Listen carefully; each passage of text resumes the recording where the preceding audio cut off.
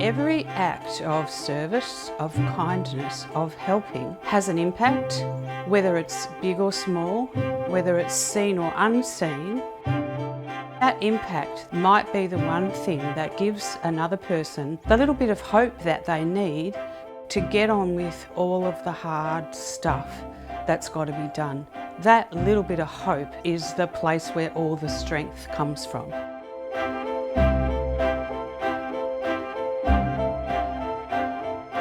You want the group that is going to represent your community to actually represent your community. So they're not going to represent themselves as individuals or as people from various organisations within the community. They're looking at the broad concept of what are we going to do for this town to make it better.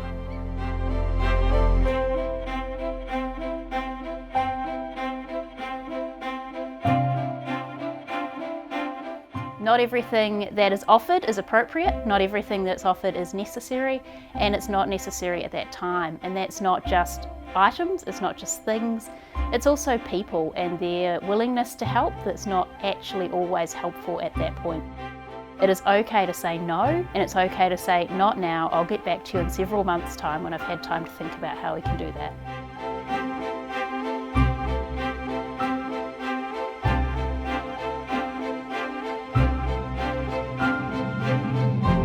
We found it important to identify early on and prioritise into immediate, short-term and long-term. Some of the immediate things were house cleanup, emergency housing, emotional and psychological support.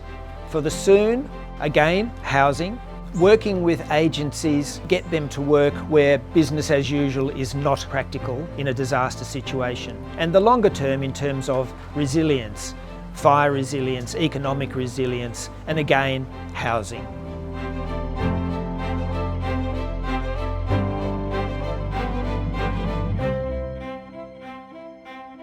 I think it's really important that people gather.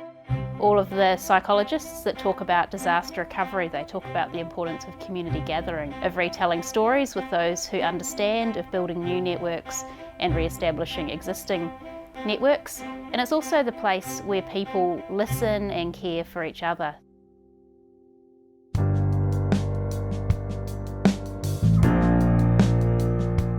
You can't go back when a natural disaster has happened. Whatever you might have had a week or two ago is actually gone.